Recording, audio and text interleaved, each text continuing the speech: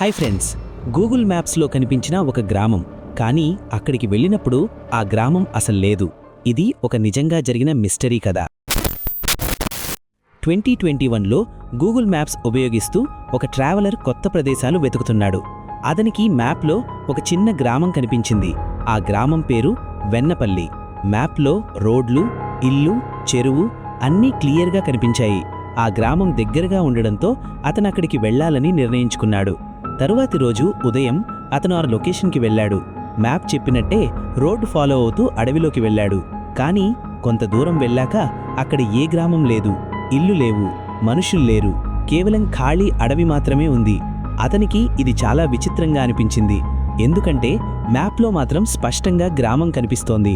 ఆ ట్రావెలర్ దగ్గర్లో ఉన్న ఒక పాత టీ షాప్కి వెళ్ళి ఆ గ్రామం గురించి అడిగాడు. ఆ షాప్ యజమాని ఒక్కసారిగా నిశ్శబ్దంగా మారిపోయాడు. కొన్ని సెకండ్లు తర్వాత అతను చెప్పిన విషయం విని ఆ ట్రావెలర్ పూర్తిగా షాక్ అయ్యాడు.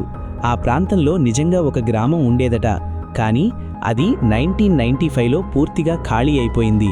ఒక రాత్రిలోనే ఆ గ్రామంలోని అందరూ అక్కడి నుంచి వెళ్ళిపోయారని చెబుతారు.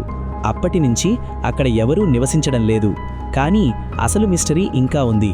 ఎందుకంటే ఆ గ్రామం ఇప్పటికీ గూగుల్ మ్యాప్స్లో కనిపిస్తోంది. కొంతమంది చెబుతున్నదేమిటంటే రాత్రి సమయంలో ఆ అడవిలో లైట్లు కనిపిస్తాయని.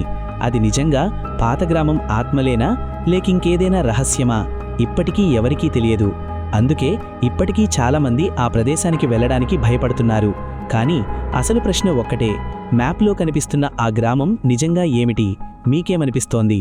కామెంట్స్లో చెప్పండి.